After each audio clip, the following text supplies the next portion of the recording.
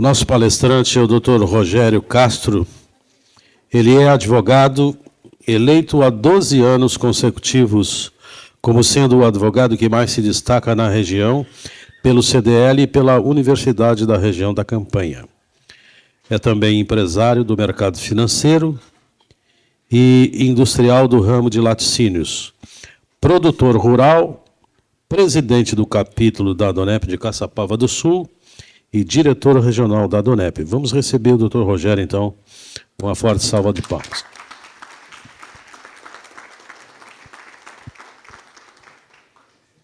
Boa noite, senhoras e senhores.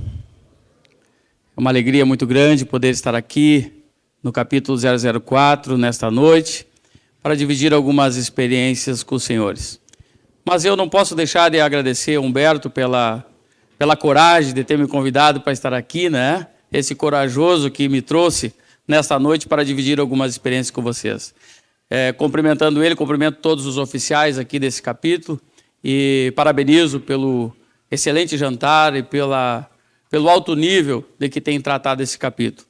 Também, doutor Ayrton, é uma alegria muito grande poder estar lhe encontrando aqui, doutor Adilson, né?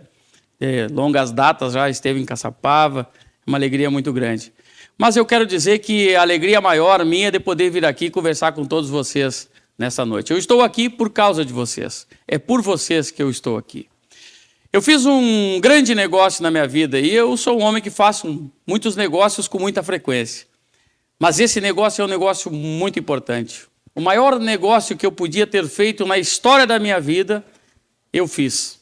E esse negócio tem me levado por muitas cidades aqui no estado do Rio Grande do Sul e fora do estado para poder contar o que foi, que negócio foi esse que eu acabei concretizando na minha vida. Mas para mim poder chegar nesse negócio, eu preciso contar para vocês algumas coisas antes disso. Eu venho de uma pequena cidade chamada Sobradinho, uma cidade aqui do interior do Rio Grande do Sul. Eu sou filho de pai pedreiro e de mãe faxineira.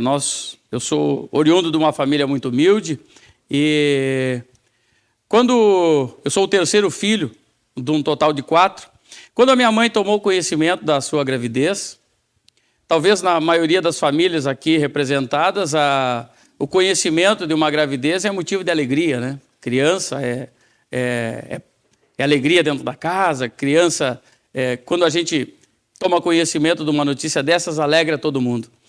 Mas na minha família não foi assim. Quando a minha mãe tomou conhecimento daquela gravidez, da minha gravidez, era a única notícia que eles não precisavam naquele momento. A família já vinha passando por uma série de problemas financeiros, problemas conjugais. A vinda de um filho era tudo que eles não precisavam naquele momento. Iniciou-se na minha vida ali um primeiro processo, o processo da rejeição. A minha mãe não desejava aquela gravidez, o meu pai também não. E as mães que estão aqui e os pais também sabem que a criança ela recebe toda aquela carga genética, psicológica que a mãe recebe e a criança também recebe. E esse processo ele teve uma importância muito grande durante o curso da minha vida. Meu pai não me queria, a minha mãe também não.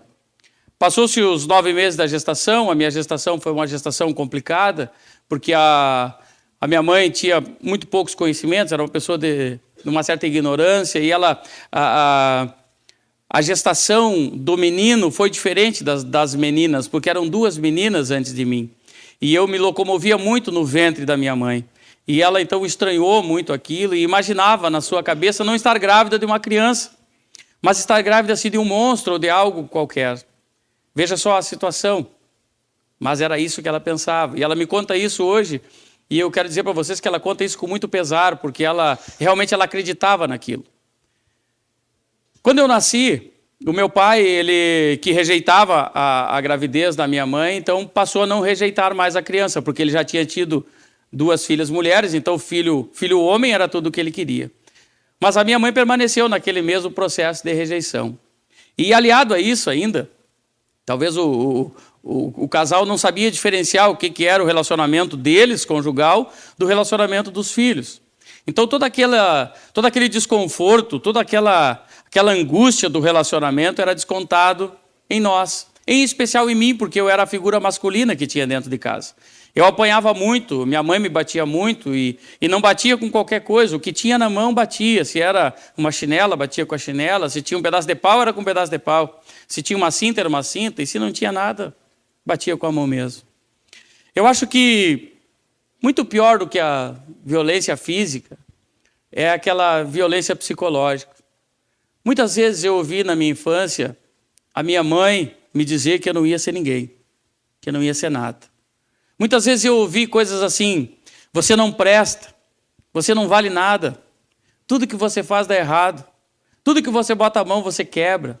Filho bom é o filho do fulano, filho bom é o filho do Beltrano. Ah, como eu queria ter um filho como aquele.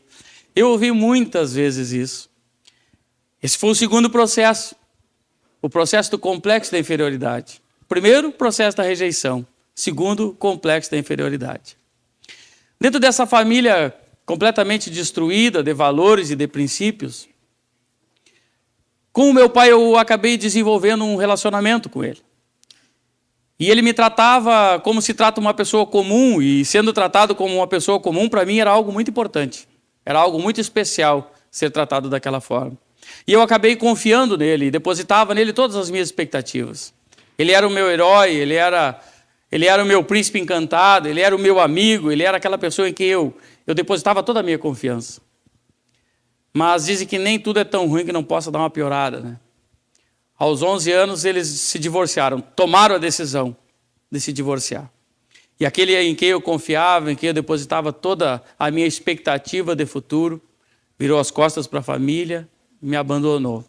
Terceiro processo, o processo do abandono. Primeiro processo da rejeição. Segundo, complexo da inferioridade. Agora o terceiro. Esse eu não esperava, o do abandono. E eu amava muito ele.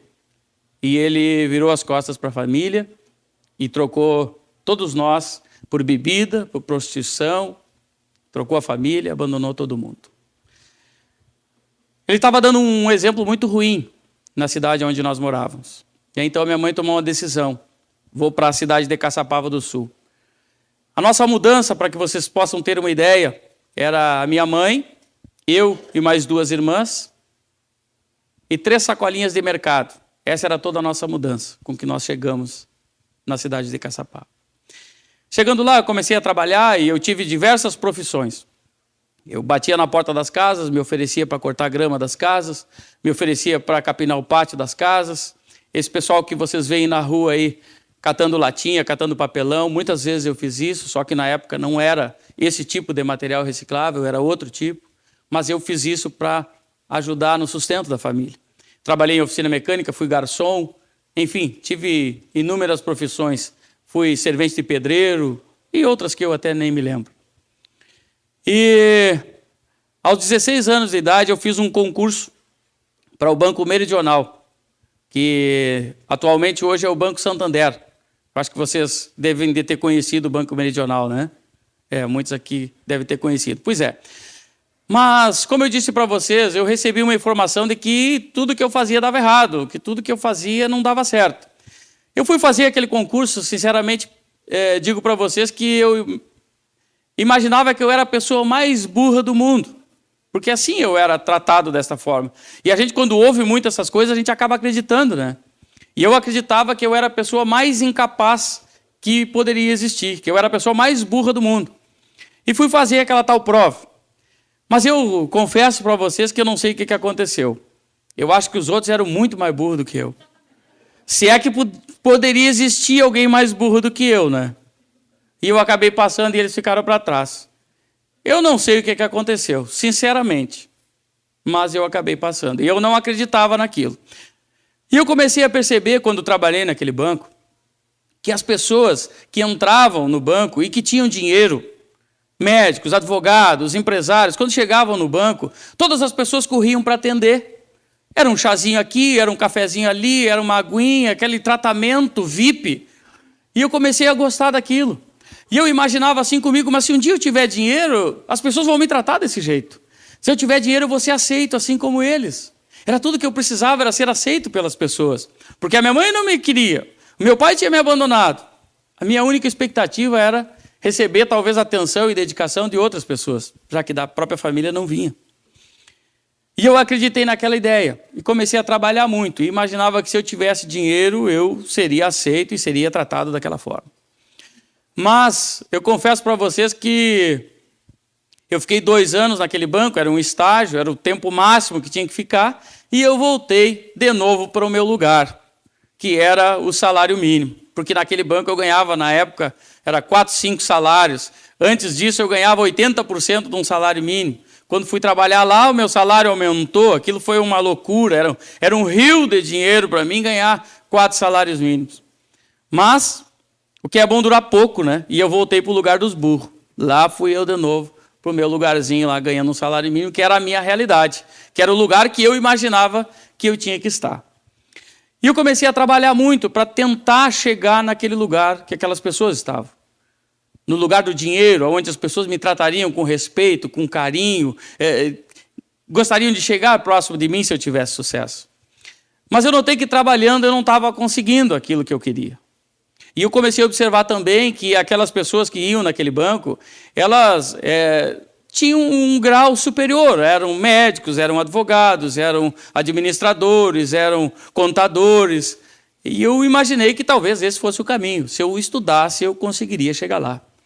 E me inscrevi para fazer um vestibular na Universidade da Região da Campanha, que era uma universidade que ficava próximo de Caçapava, 150 quilômetros para ir, 150 quilômetros para voltar, 300 quilômetros por dia para estudar.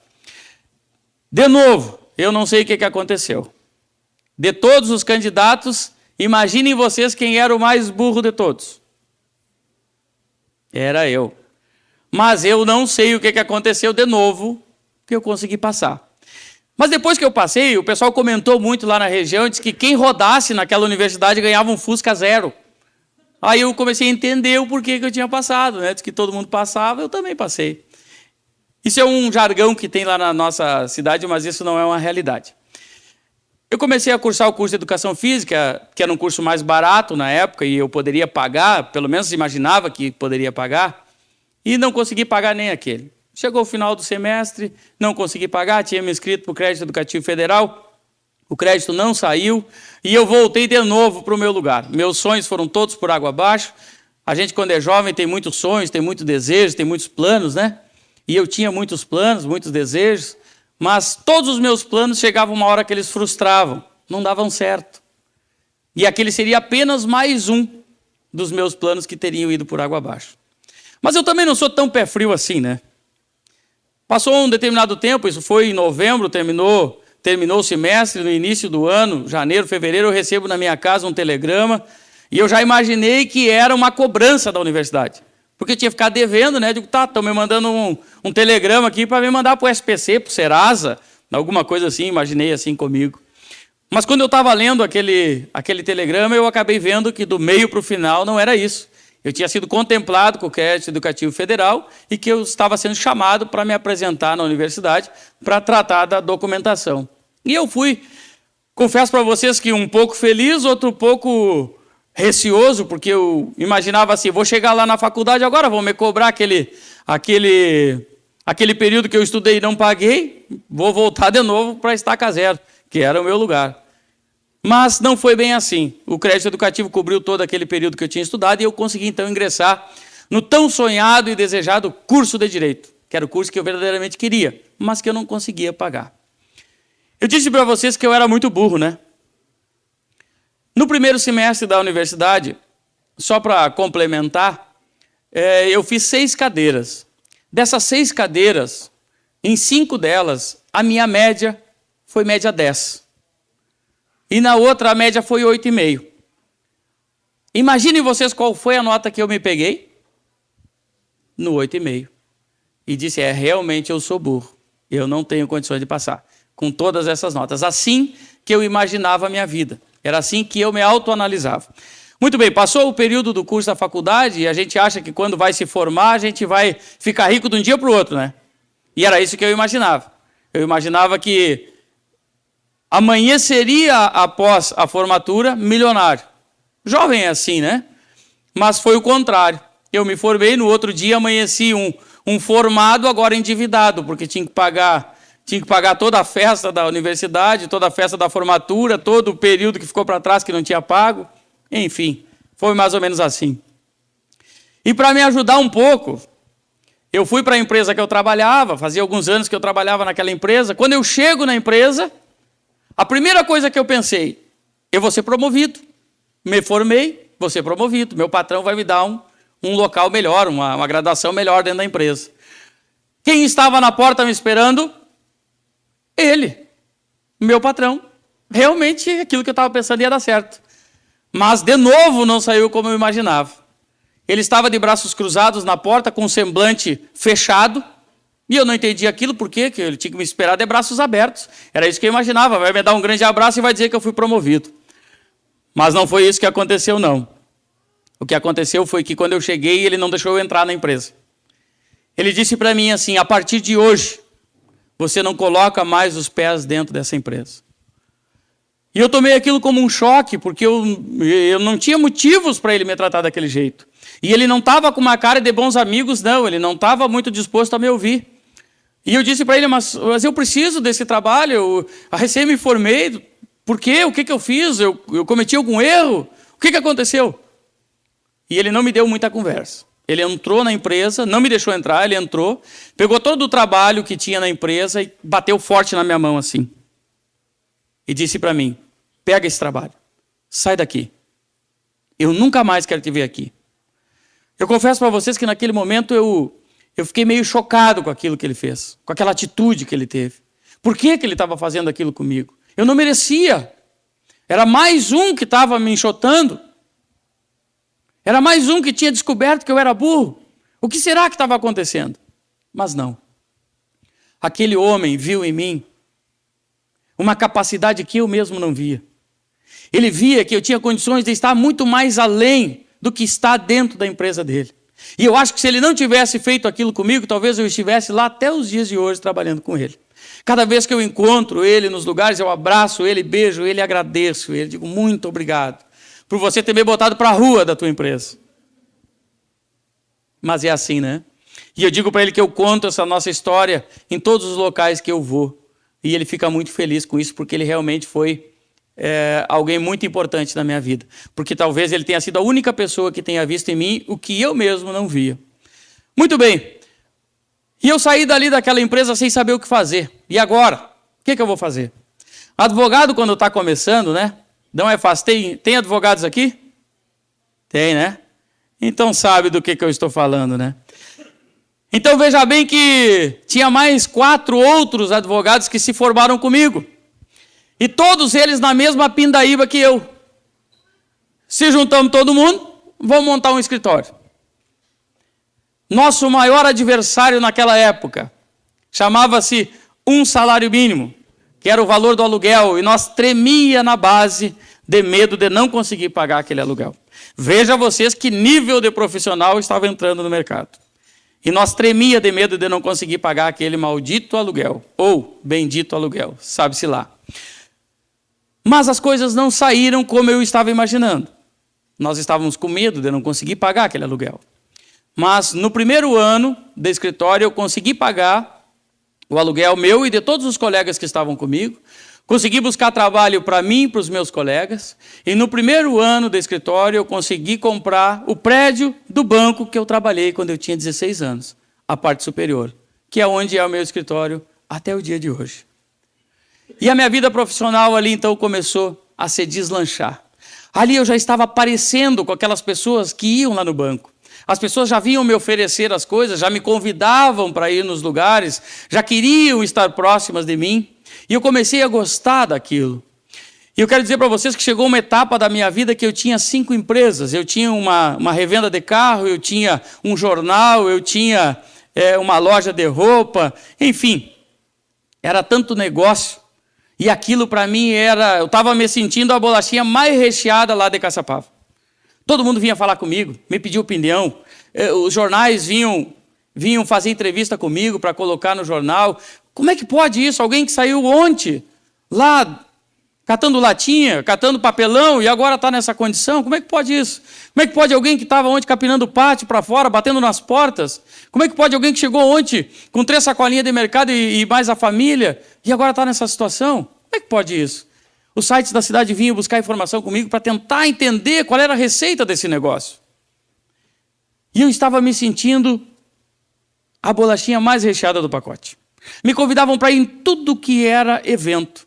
Era um baile, me convidavam. Era um desfile de moda, me convidavam. Era um aniversário, me convidavam. Era um casamento, me convidavam. E eu estava gostando muito daquilo.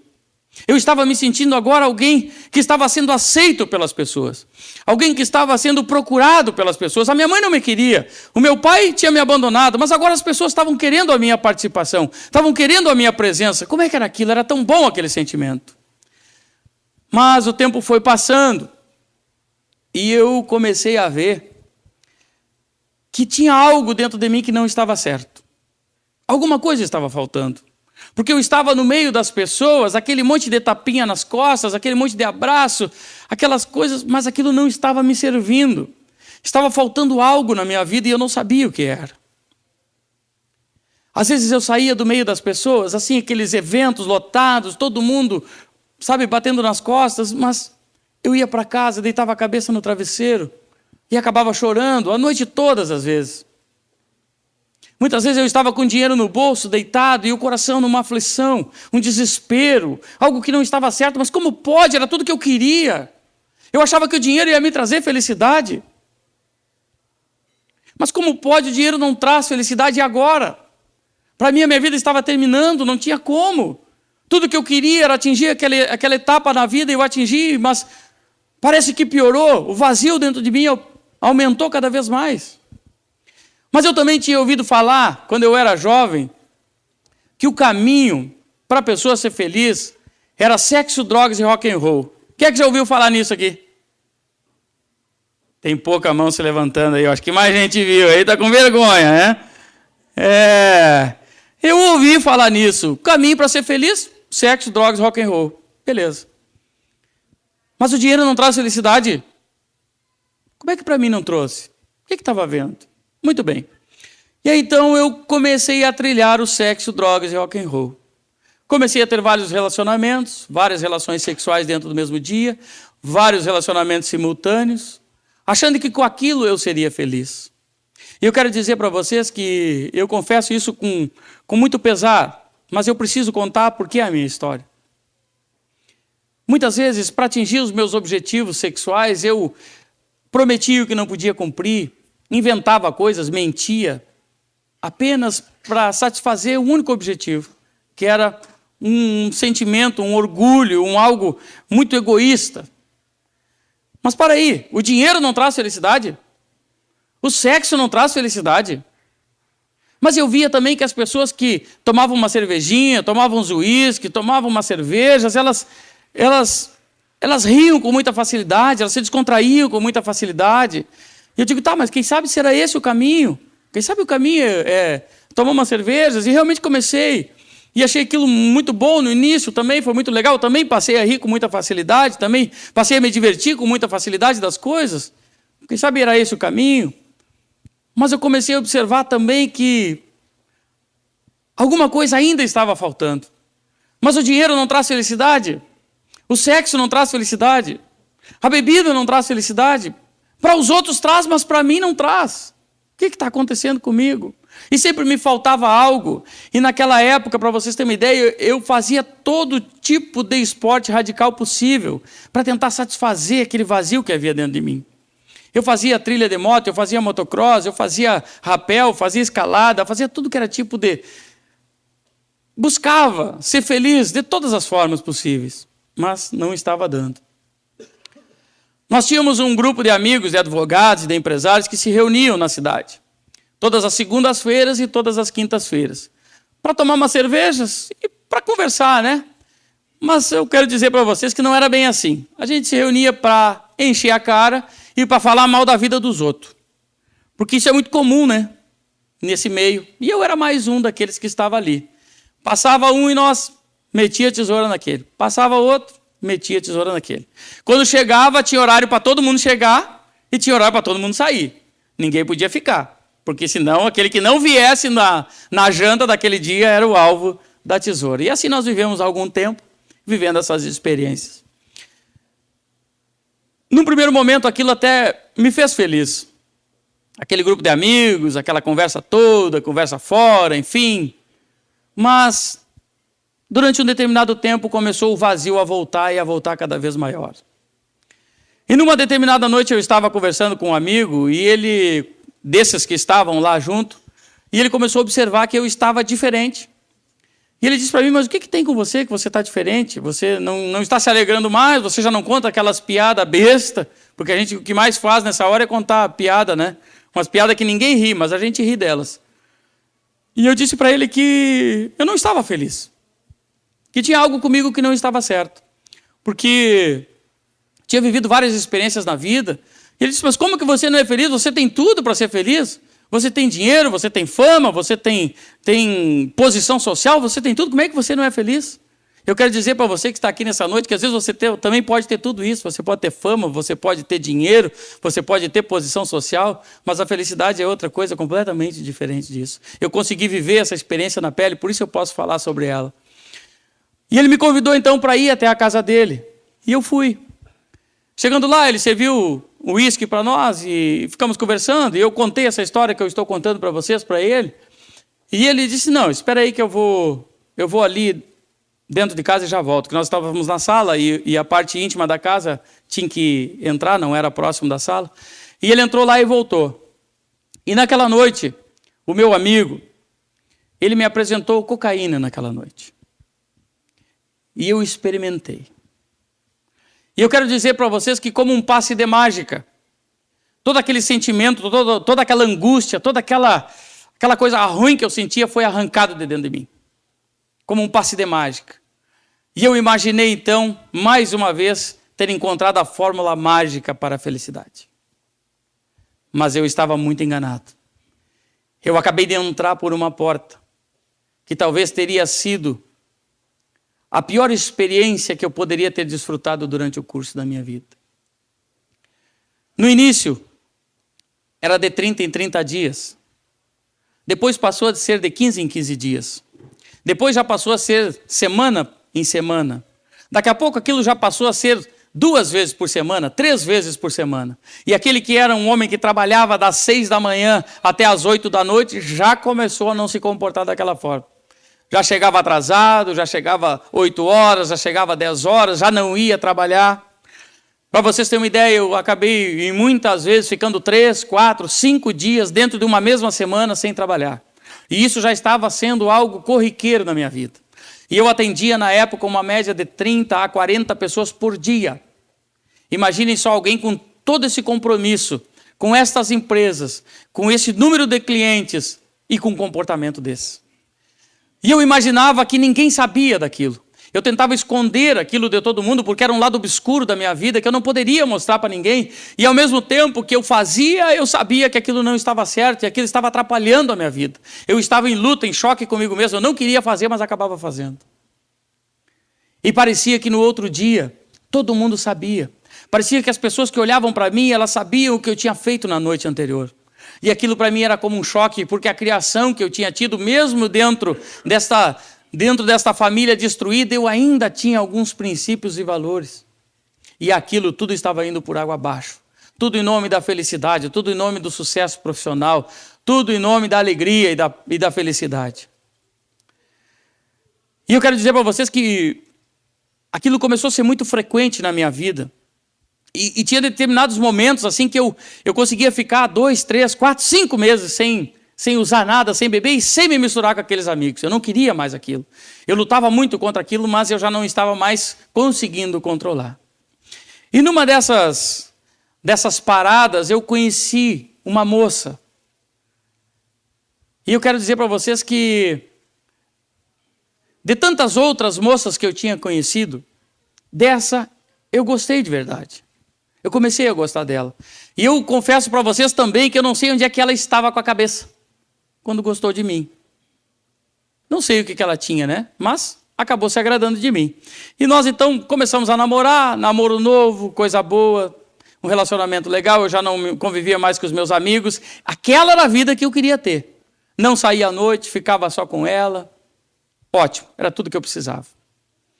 Aí então nós decidimos, vamos morar juntos? Vamos. Coisa boa, né? Família, constituição da família, aquilo tudo que eu precisava e que eu tanto desejava, porque tudo que eu queria ter na minha vida era uma família e nunca tinha tido. A minha família era completamente destruída, não convivia com ninguém, não convivia com os meus primos que estão aqui hoje, nós não tínhamos laço de convivência, era uma vez por ano, não convivia com ninguém do lado da família do meu pai, enfim, a gente vivia todo mundo longe uns dos outros. E tudo que eu precisava na minha vida era uma família. Então eu decidi, junto com aquela moça, formar uma família. Passou mais um tempo, nós decidimos, então, quem sabe vamos ter filhos, aumentar a nossa família. Ótimo, perfeito, ideia aceita. E ela fica gestante. Passou-se alguns meses da gestação. Eu disse para ela, eu vou ali tomar umas cervejinhas com os meus amigos e já volto. Vocês já ouviram esse jargão que diz assim, eu vou ali e já volto? Já ouviram, né? Pois é. Comigo também foi assim. Fui me encontrar com os meus amigos de novo, que fazia tempo que eu não encontrava, estava com saudade deles. E ali eu fico 3 dias e 3 noites sem aparecer em casa. Bebendo, me drogando e me prostituindo. E o inferno voltou de novo. Só que agora muito pior. Agora era muito mais frequente, era quase que todos os dias aquele inferno da minha vida. E aquela mulher que era para ser para mim a princesa, a mulher que eu tinha escolhido para viver o resto da minha vida, se transformou numa bruxa aquela mulher. Porque ela me ligava, onde é que você está? O que você está fazendo? Que hora você vai voltar? Isso são horas, eu estou te esperando. Parece que isso só acontece lá em Caçapava, né? Parece que aqui em Porto Alegre não acontece esse tipo de coisa, né? As mulheres não ligam, não procuram, deixa a gente bem à vontade. Aquela que era para ser a princesa se transformou numa bruxa. E nós então começamos a ter vários tipos de problemas. Discussões diárias, problemas diários. Aquele casamento que era para ser um casamento dos sonhos virou um caos na minha vida. Agora eu tinha o problema da bebida, tinha o problema da droga, tinha o problema da prostituição e agora tinha mais o problema da bruxa ainda. Que a bruxa ficava só me importunando. E num dia, num desencontro daqueles nossos, nós tínhamos uma despedida de um amigo que era gerente de banco e que ele estava indo para uma outra cidade e nós fomos nos despedir dele. E nós, em casa, discutimos mais uma vez e aquilo eu não gostava, não queria aquilo, mas acabava acontecendo. E eu fui para a tal da janta. Chegando lá na despedida, quando eu cheguei, já cheguei bem atrasado, o pessoal já tinha uns cantando, já tinha outros chorando, já tinha outros declamando, o ambiente estava excelente. Eu achei aquele ambiente o melhor ambiente para mim poder estar naquela noite. Era uma noite de sexta-feira, eu lembro como se fosse hoje. Mas do meio da janta para frente, alguém teve uma brilhante ideia. E disse assim, quem sabe vamos dar uma esticadinha na noite? Se é que vocês entenderam, né? Entenderam. Pois é, isso mesmo. Nós fomos todos para uma casa noturna, uma casa de prostituição, pais de famílias, homens de negócio da cidade, empresários, médicos, advogados, um ambiente familiar. O melhor lugar para um pai de família estar numa noite de sexta-feira. E nós estávamos todos lá, naquele ambiente legal, naquele ambiente propício, um ambiente familiar, quando de repente ouve-se um barulho na porta. Imaginem vocês quem vinha entrando. Hã? Não acredito, já deu para saber assim de primeira. Era ela, era a bruxa que vinha vindo e ela vinha tão ligeiro que ela vinha na vassoura, eu acho, tão rápido que ela entrou naquela porta. Eu não sei eu sei se eu fiquei branco, se eu fiquei vermelho, se eu fiquei cor-de-rosa, eu sei que eu mudei de cores várias vezes até ela chegar em mim. Só que eu achei aquilo um tremendo de um desaforo. Uma falta de respeito daquela mulher comigo, vocês não acham? Eu estava ali, me divertindo com os meus amigos, e aquela mulher ir lá me tirar da minha diversão. Que falta de respeito aquilo. Peguei ela por uma mão e saí porta fora. Cheguei na casa da mãe dela, apertei a campainha e disse, eu vim aqui entregar tua filha. Eu não quero mais saber dessa mulher, isso é uma bruxa. Claro que eu não disse para a sogra onde é que eu estava também, né? Também não sou bobo, né? E entreguei a filha para ela. Eu conto isso para vocês em tom de brincadeira. Mas eu lembro desse dia com muito pesar até hoje.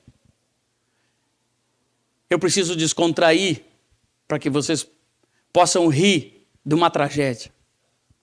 Isso foi o início de uma grande tragédia da minha vida. E ali, mais uma vez, eu fico todo aquele final de semana bebendo, me prostituindo e me drogando. Vou chegar em casa na segunda-feira pela manhã. Isso significa o quê? Que naquele dia eu já não trabalhei. E aí então eu chego em casa, tomo alguns medicamentos para dormir, porque era a única forma que eu tinha de cortar todo aquele processo da droga, todo aquele processo da cocaína que deixa a gente muito agitado.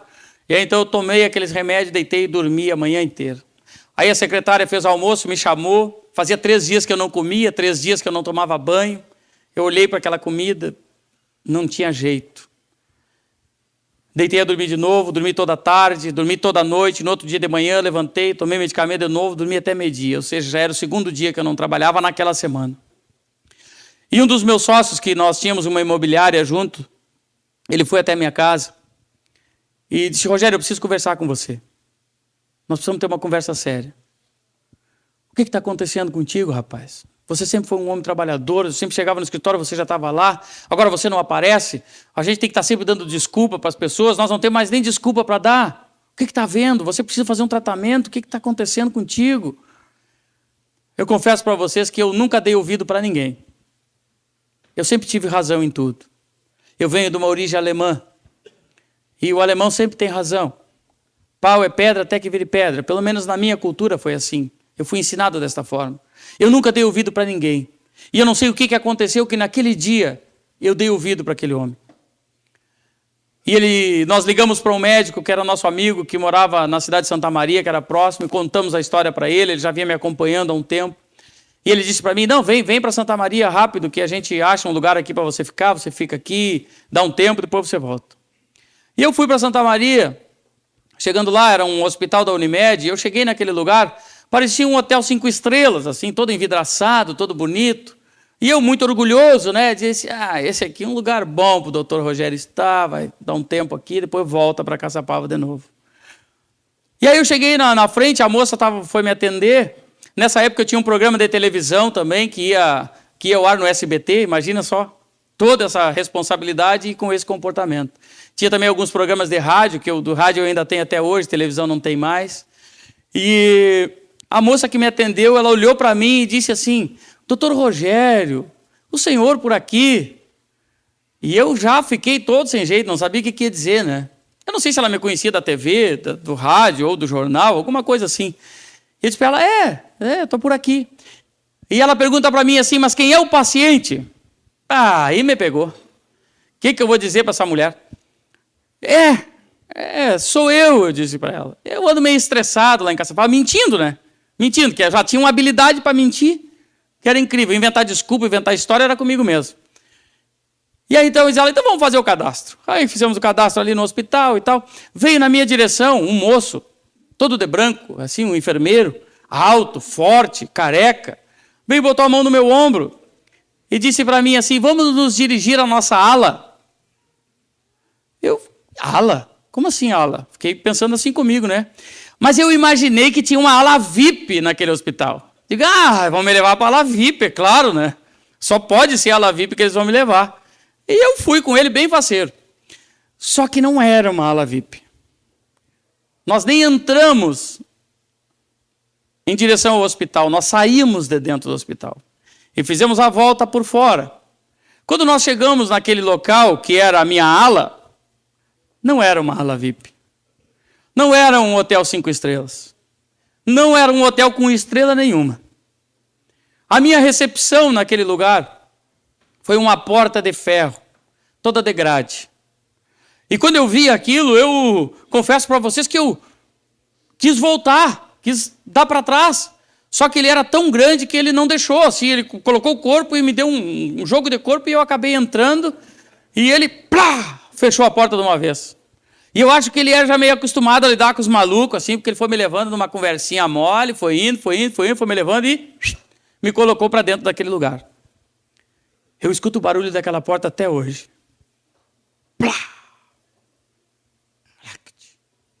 Chavearam a porta. E eu entrei em desespero, porque eu não precisava estar naquele lugar. A primeira coisa que eu pensei: o que os meus clientes vão pensar de mim? Antes eu não pensava disso, né? Mas naquela hora passei a pensar. O que os meus clientes vão pensar? Os meus clientes não vão mais me procurar. Todo mundo vai me abandonar. Ou seja, eu vim para o lugar que eu tinha que estar. Esse era o meu lugar mesmo. Eu nunca ia ser ninguém mesmo. Era um engano que eu estava vivendo. E para me ajudar mais um pouco, veio na minha direção um moço de 2 metros de altura, esse bem magrinho. E com falar arrastado, ele disse assim para mim: seja bem-vindo. Como ser bem-vindo aqui? Como é que alguém vai ser bem-vindo num ambiente como esse? Num lugar como esse? Não tem como ser bem-vindo. Só que eu levanto os olhos para ele e olho em direção ao rosto dele, porque eu estava de cabeça baixa, indignado. Por que tinha me colocado naquele lugar? Por que tinha me levado para lá? Eu não precisava estar lá. Quando eu olhei para ele assim, ele não tinha metade do osso do crânio aqui. Ele tinha perdido isso aqui num acidente de trânsito, também por excesso de bebida e excesso de droga. E ali naquele lugar eu comecei a conviver com pessoas que, por não ter tomado o devido medicamento na época certa, estavam lá dentro. Pessoas que abusaram do medicamento estavam lá dentro. E eu quero dizer para vocês que é muito grande o número de pessoas que abusam do medicamento. Medicamento para dormir, medicamento para ansiedade, medicamento para tudo que é coisa, para emagrecer, para comer, enfim.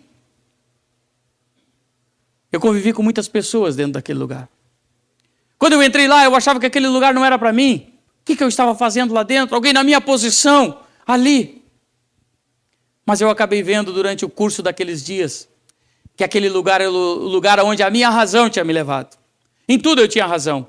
Quando me falavam as coisas, eu não acreditava em ninguém, só eu que tinha razão. Eu estava sempre certo de tudo.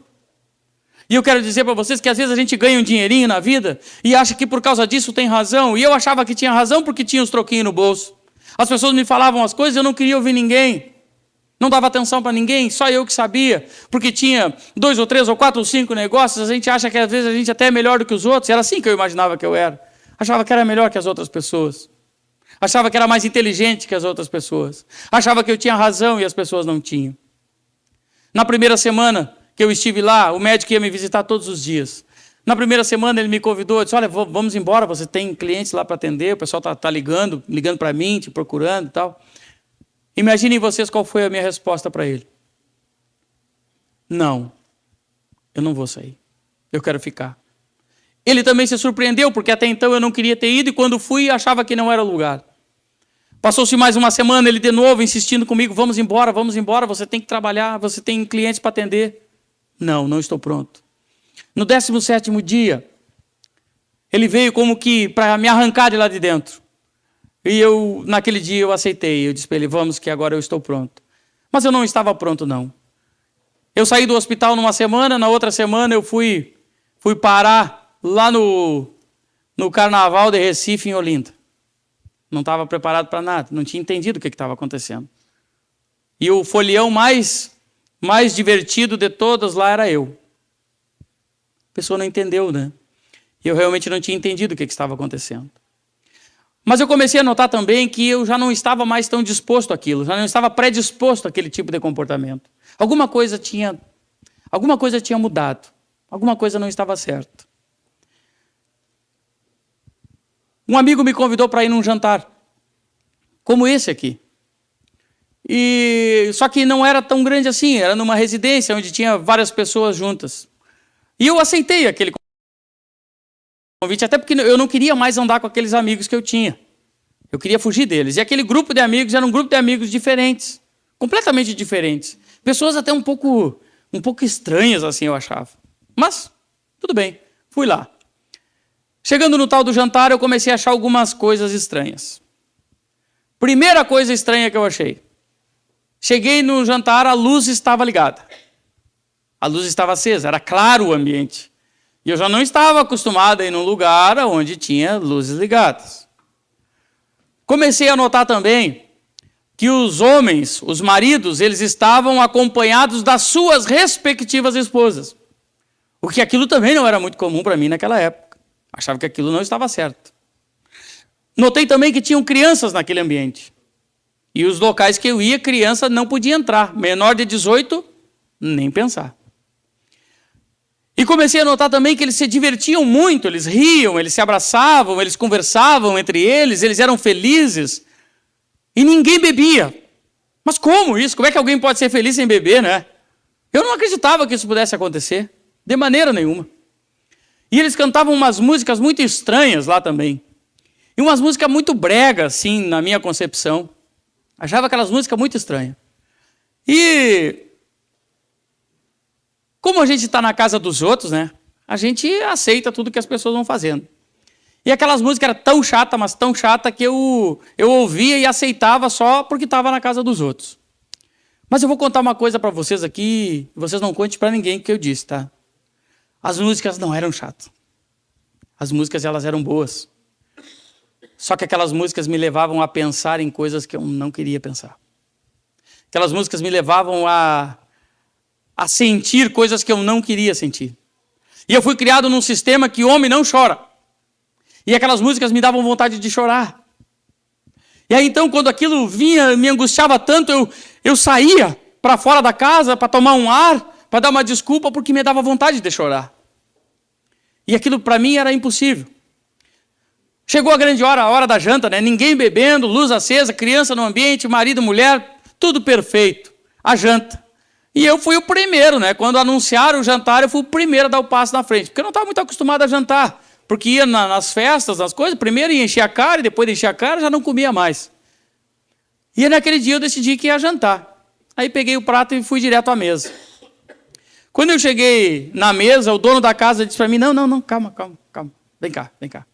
Aqui em casa é um pouquinho diferente. Aqui em casa a gente age de forma diferente. Eu sei que tu vai achar um pouco estranho, mas fica tranquilo que não é nada demais. Não vai te fazer mal nenhum. Aqui antes de jantar a gente agradece a Deus. E eu pensei assim comigo, mas eu agradecer a Deus por quê?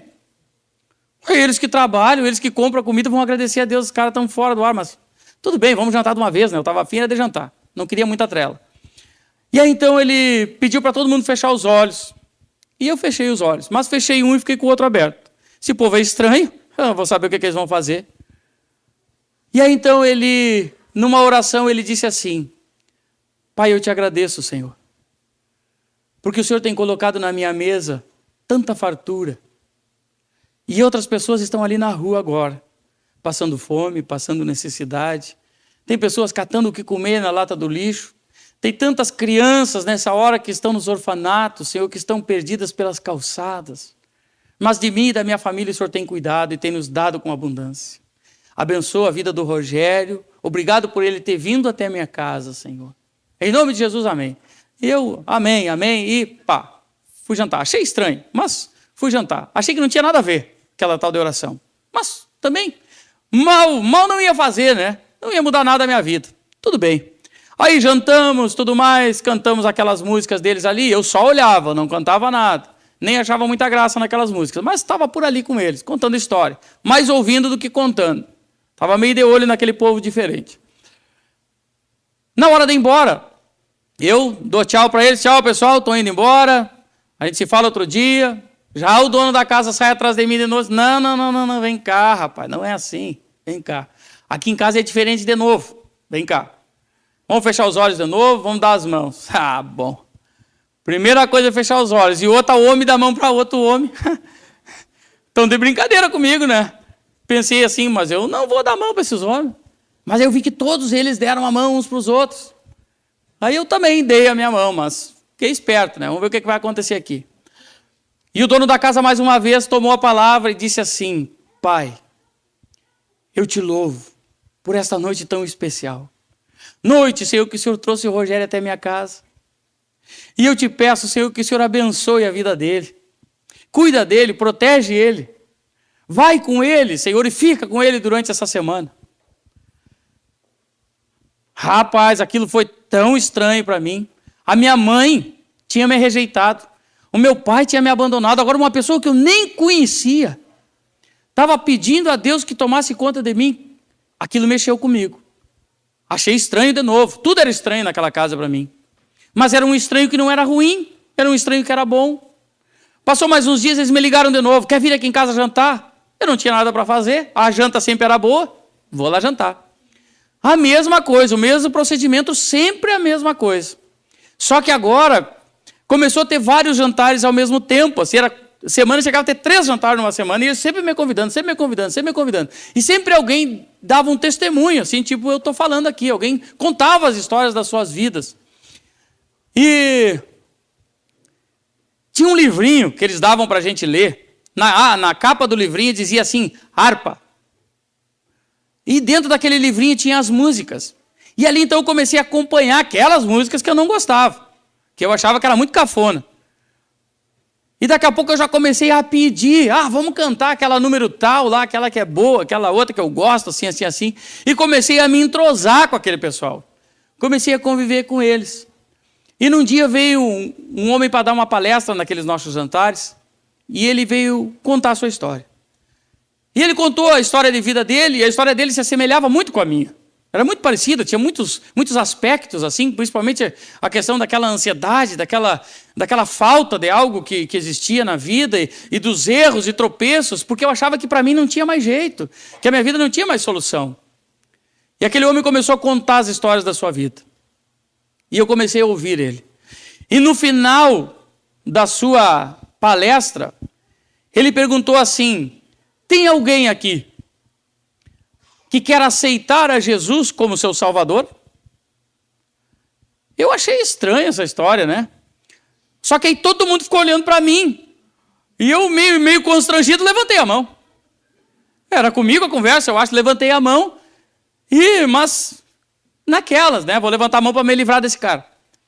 Só que ele deu 2 passos na minha direção e olhou dentro dos meus olhos e perguntou para mim assim, moço, você quer verdadeiramente entregar a sua vida para Jesus? E eu vi que aquele homem não estava brincando comigo. Mas eu, sinceramente, eu achei ele assim, muito soberbo. Eu achei ele, que ele achava que conhecia mais de Jesus do que eu. Eu também conhecia Jesus, Eu tinha aprendido lá na aula da catequese, na primeira comunhão, sobre Jesus. Tinha aprendido tudo sobre ele. Que ele era um cara importante, que por causa dele tinha mudado até o calendário, antes dele, depois dele. Ele era importante. Ele tinha morrido na cruz e dizia até que ele era filho de Deus e que por causa dele até um livro tinha escrito. Eu sabia quem era ele. O que aquele homem estava pensando? Que ele sabia mais do que eu, Mas na verdade aquele homem, ele era um homem bom. O meu coração é que era egoísta. Eu é que era soberbo. Eu é que achava que sabia mais do que as outras pessoas. Eu não queria, naquele momento, perder para ele, achava que ele conhecia mais Jesus do que eu. E como algo que eu nunca pude explicar, ele olhou para mim e disse assim, o Jesus que eu tenho para você, moço, não é esse que você está pensando agora. Esse que morreu na cruz, esse que por causa dele mudaram o calendário. Mas como é que ele podia saber o que eu estava pensando? Não tinha como, eu não tinha falado nada. Mas como se ele tivesse lido os meus pensamentos, ele falou aquilo. Aquilo me chocou, assim, eu fiquei estagnado com aquilo que ele falou. Porque eu imaginava como é que uma pessoa vai adivinhar o pensamento da outra. E era justamente aquilo que eu estava pensando. E ele disse mais para mim, nós estamos nos conhecendo hoje, não é? E eu disse para ele, sim, estamos nos conhecendo agora. Se eu for na sua casa amanhã e nós conversarmos por 1 hora, 2 horas, nós vamos nos conhecer mais um pouco? E eu disse para ele, sim, vamos nos conhecer mais um pouco. E ele disse, se eu for amanhã, de manhã e de tarde e de noite, e for durante toda a semana, nós vamos nos conhecer mais?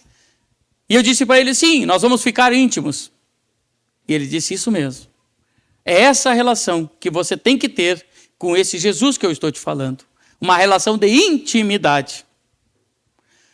E eu decidi, então, aceitar aquele desafio.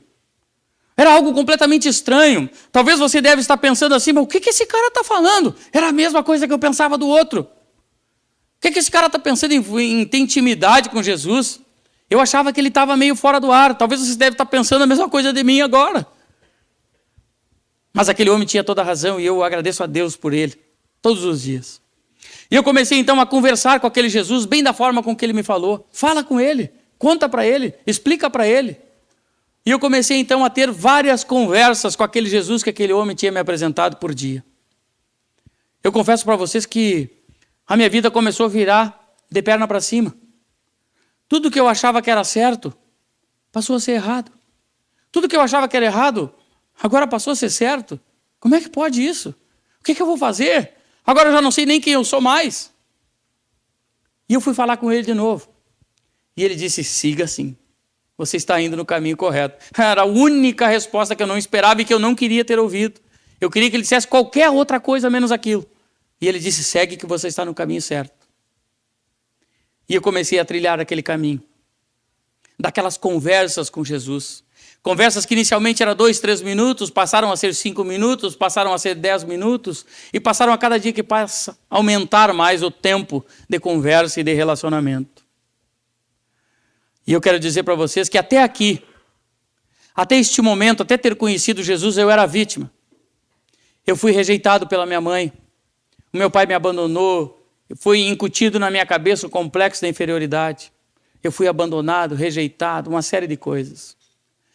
Só que aquele Jesus que aquele homem tinha me apresentado naquela noite começou a me mostrar coisas que eu nunca tinha visto.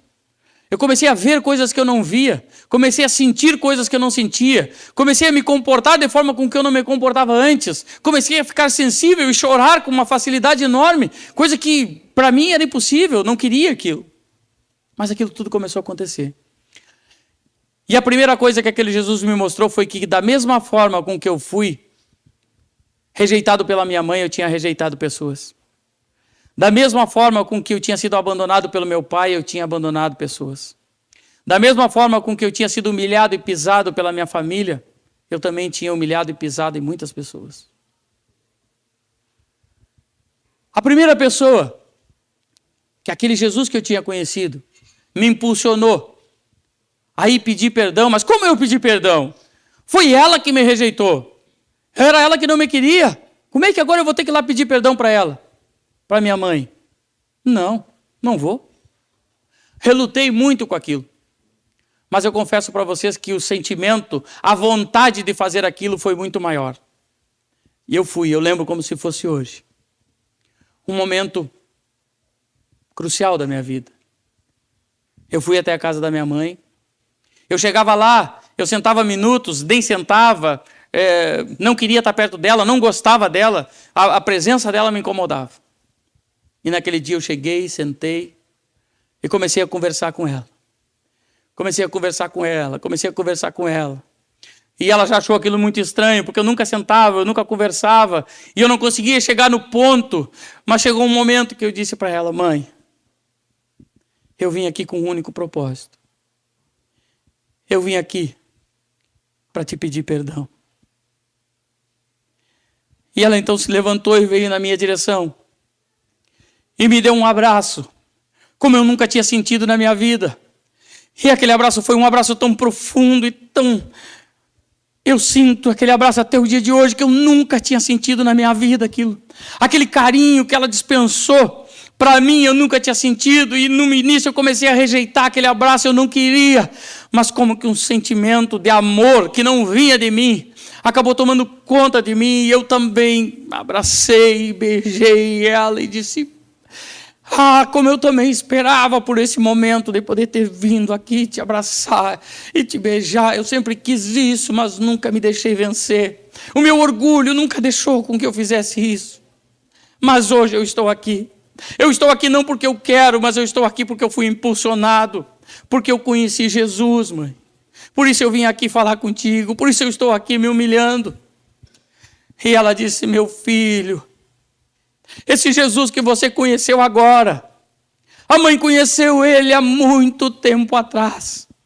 E muitas vezes, meu filho, eu de joelhos chorei a Deus para que esse dia começasse, para que esse dia existisse, para que nós pudéssemos recomeçar a nossa vida de novo, de um outro jeito, meu filho.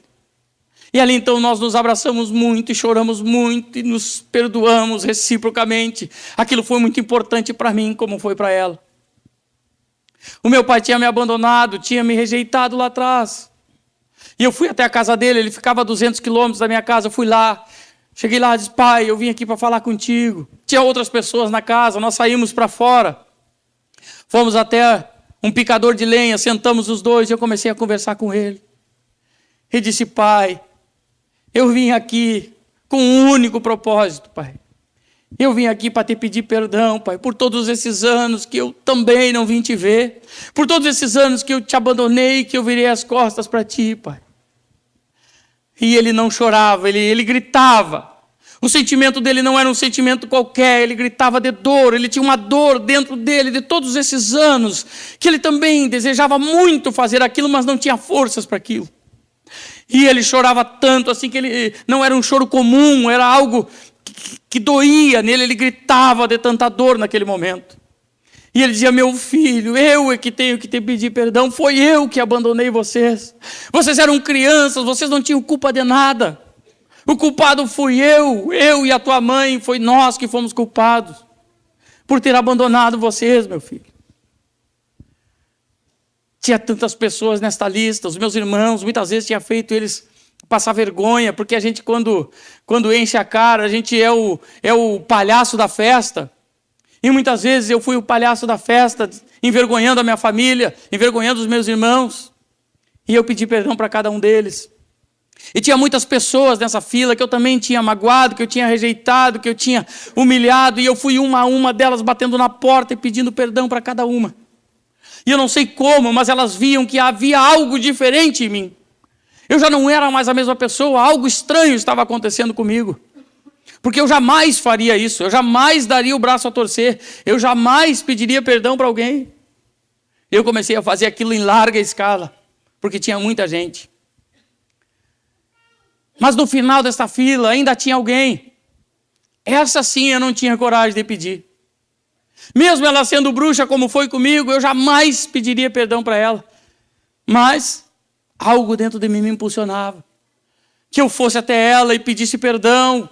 Mas eu não queria. Primeiro não era que eu não queria, eu achava que ela não ia aceitar.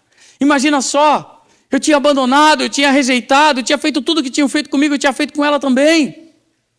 Eu achava que ela não ia aceitar de maneira nenhuma. Eu tinha medo da resposta, que era um não. Mas num dia eu tomei coragem. E peguei o telefone e liguei e disse: olha, eu queria falar com você. Mas se você não quiser, não tem problema nenhum, eu vou entender. E ela disse: não, para aí. O que houve? Não, eu queria conversar contigo.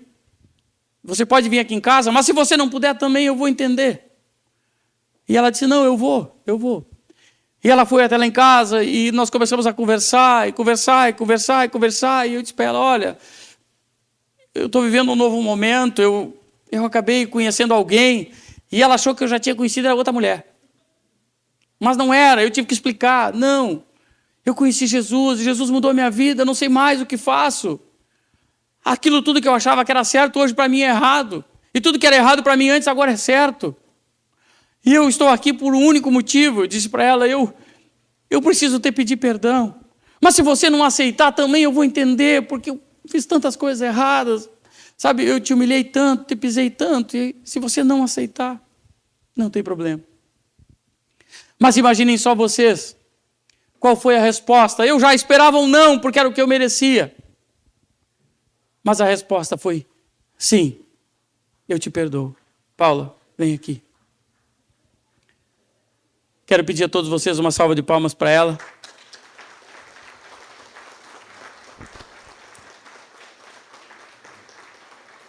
Conviver com alguém com esse comportamento não é fácil.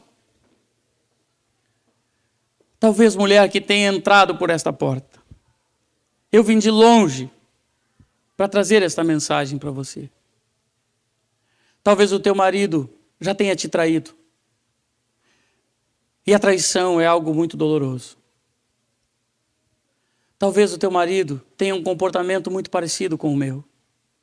Talvez o teu marido possa ser o pior homem que você já conheceu. Porque ele deixa a toalha molhada em cima da cama. Porque ele é um péssimo homem. Porque ele lê o jornal e deixa espalhado na casa. Porque ele é o pior marido que poderia existir, porque ele deixa o sapato em qualquer lugar. Eu quero dizer para você que tem coisa muito pior. Eu sou exemplo de algo muito pior numa família.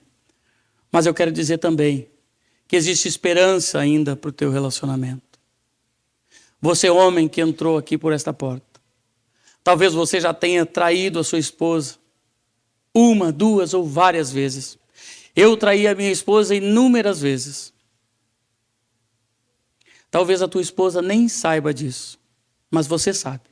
Ou talvez ela saiba, porque você tenha contado ou ela de alguma forma tenha descoberto. Eu quero dizer para você que existe ainda esperança para o teu relacionamento. A partir daquele dia, nós decidimos ter um relacionamento não a 2, mas ter um relacionamento a 3. Eu, ela e Jesus. Aquele que mudou a minha vida. Aquele que mudou a minha história.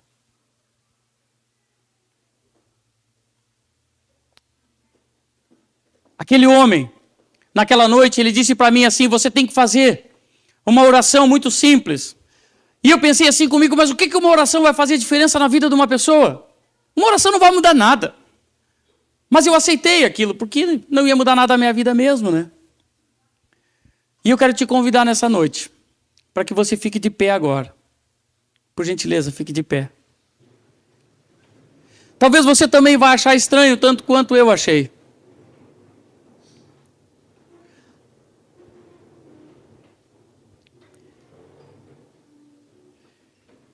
Eu gostaria que você fechasse os seus olhos agora.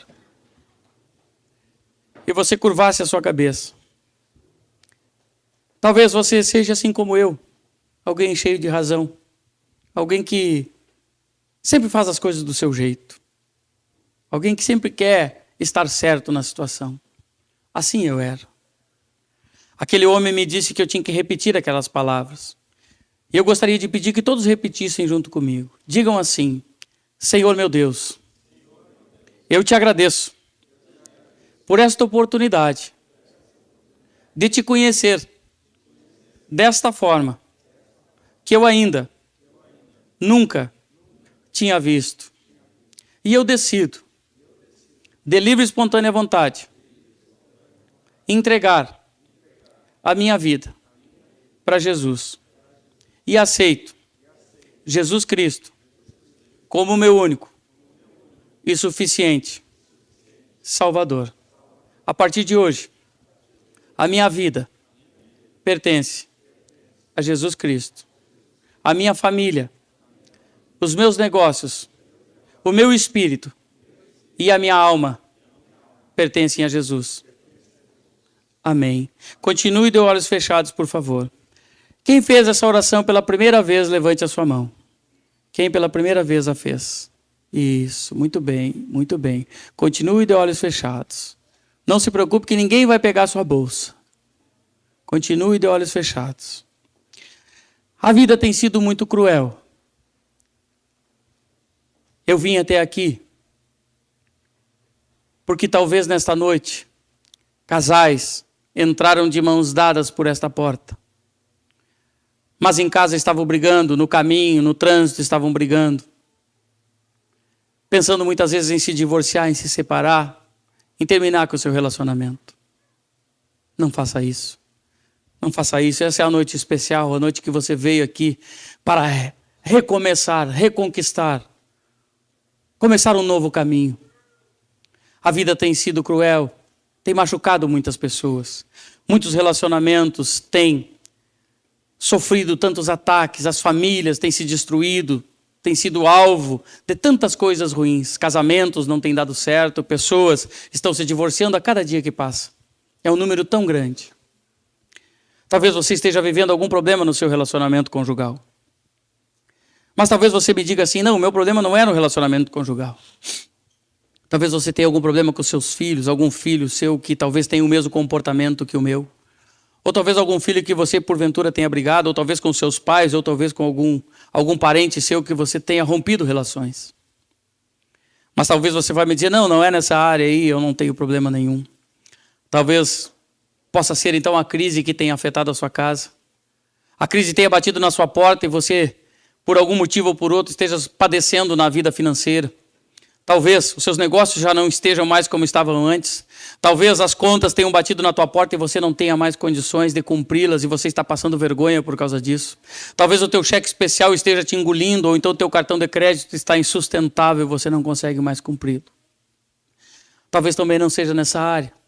Talvez você tenha uma família excelente, talvez você tenha uma vida financeira excelente, mas há um vazio dentro do nosso coração. Há um vazio dentro do nosso peito, que só há uma forma de ser preenchida. É com a aceitação de Jesus Cristo. Talvez você tenha que fazer várias coisas ao mesmo tempo para tentar preencher esse vazio que é dentro de você. Eu não sei. Mas uma coisa eu sei, que eu vou fazer uma oração agora por você. E eu gostaria muito que você pensasse em qual é a área que você precisa, que Deus haja na sua vida, que Jesus entre com alguma providência em alguma área da sua vida. Eu não sei qual é, mas você sabe. Todos de olhos fechados, por favor.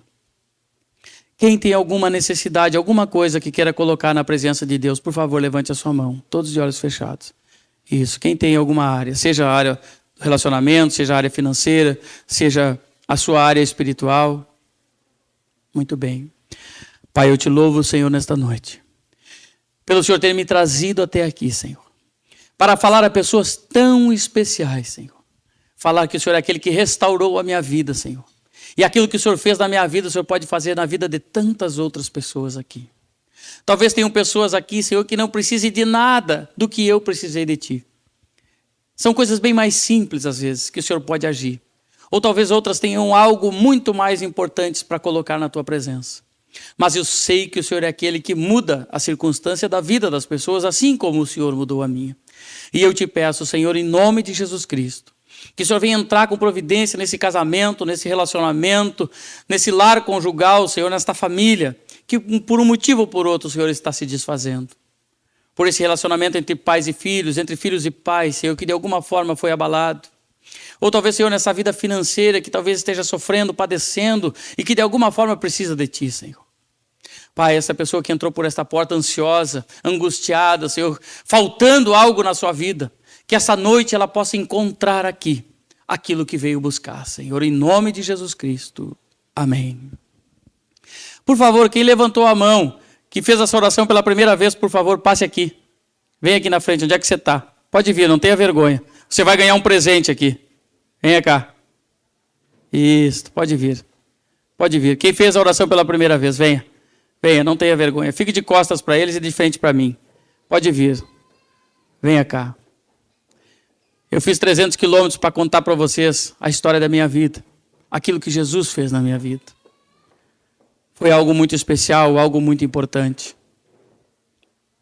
Eu gostaria, doutor Adilson, por favor, distribua para mim, faz favor. Venha. Você que fez a oração pela primeira vez, não fique constrangido, venha. Este foi o maior negócio que eu fiz na minha vida. Um negócio que mudou a história da minha família, que mudou a minha vida financeira, que mudou a minha vida pessoal. Mudou tudo na minha vida. Foi esse grande negócio. Quando eu disse, eu te aceito, Jesus Cristo, como o meu único e suficiente Salvador. Você que levantou a mão e que tinha alguma área da sua vida que precisava ser mudada, onde você está? Venha cá também. Venha aqui na frente. Pode vir. Não tenha vergonha. Venha aqui que agora nós vamos orar por você também. Eu não sei como alguém tão burro como eu, alguém tão desprezível como eu, pôde ter o sucesso profissional que eu tive. Mas agora eu entendo por quê. Foi Deus que me trouxe até aqui. Foi Ele que mudou a minha vida, para que eu pudesse estar aqui hoje, falando para vocês tudo o que Ele fez e o que Ele pode fazer na vida de cada um de vocês. Esse Jesus que eu falo para vocês tem me levado em vários estados para contar esse grande negócio que eu fiz. Esse negócio mudou a minha família. Os meus filhos hoje têm um pai que eles não tinham antes. A minha mãe e o meu pai têm um filho que eles não tinham antes. A sociedade de Caçapava do Sul, do estado do Rio Grande do Sul e dos estados da federação tem um membro que eles não tinham antes. Porque eu aceitei Jesus. Porque eu deixei com que Ele tomasse conta da minha vida e me guiasse. Sabe, homem e mulher que estão aqui hoje. Tem muito homem que está traindo a sua esposa porque ele não sabe o quão importante ele é para sua esposa. Porque a esposa não diz para ele quão importante ele é. Ele acha que ele é mais um. Ele acha que ele é só um incômodo, porque quando ele chega em casa, a mulher espera ele lá na porta ou no portão da casa com uma metralhadora assim, porque o gás terminou, porque a luz venceu, porque aquele monte de coisa. Mulher, diga para o seu marido que ele é especial. Diga que ele é muito importante para você. Se o seu marido estiver aqui agora, olhe para ele e diga para ele o quão especial ele é. Pode olhar, não fique com vergonha. Pode falar para ele, vocês que estão aí também podem falar. Fale para o seu marido que ele é o homem da casa, que ele é o amor da sua vida, que ele é o pai dos seus filhos, aquele que você escolheu para viver anos ao seu lado até que a morte se separe. Com isso, jamais ele vai te trocar pela novinha, pela vizinha, porque ele vai saber: eu sou importante na minha casa, eu sou alguém especial, os meus filhos precisam de mim, a minha mulher precisa de mim, eu sou alguém importante dentro do meu lar. Homem, eu quero dizer uma triste notícia para você. O Ricardão, ele tem tempo. O Ricardão, ele elogia. Ele fala para sua mulher que ela está bonita. Ele fala para as mulheres que elas estão elegantes. Eles falam para a mulher todas as coisas que a mulher gosta de ouvir. Eles têm tempo e nós, infelizmente, nos últimos dias, nós não estamos tendo tempo para a nossa família. Nós temos tempo para os negócios, nós temos tempo para tanta coisa, mas não temos tempo para os nossos filhos e para nossas esposas. Nós temos padecido com isso. Cuide da sua família, homem. Cuide da sua família, mulher. Se você está com a sua esposa aqui, homem, diga para ela o quanto você a ama. O quanto ela é especial para você. Peça perdão para ela por todas as vezes que você teve razão e que você, muitas vezes, foi aquele durão dentro de casa. Se a sua esposa não estiver aqui, chegue em casa hoje e fale isso para ela. Acorde ela, chame ela. Teve uma vez que eu fui num jantar e o rapaz, ele era um membro da Donep, ele chegou, ele ouviu a palestra, chegou em casa e acordou a mulher dele. A mulher dele disse que não acreditou no que estava acontecendo. Ela disse: esse não é o meu marido. Os filhos, quando ele chamou, os filhos achavam que ele ia já dar uma bronca nos filhos, e ele chamou para abraçar os filhos. Sabe o que vai fazer o teu filho e a tua filha amanhã não aceitar um baseado de qualquer um na rua? É ela saber e ele saber que eles são amados por vocês. Chegue em casa hoje, pegue o seu filho e diga: filho, o pai te ama. Filha, o pai te ama. Filho, a mãe te ama. Filha, a mãe te ama. Eu nunca ouvi isso dos meus pais. Nunca ouvi que os meus pais me amavam. E eu pego os meus filhos hoje, a minha filha pequenininha, ela vem correndo na minha direção e abre os braços e eu digo para ela: filha, o meu pai me ama. O meu pai me ama, eu sou importante para o meu pai, ela me abraça. E isso para mim é tão importante como eu sei que é importante na vida dela.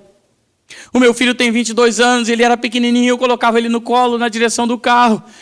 E ele pegava e eu falava no ouvido dele assim, dizia: filho, o pai te ama.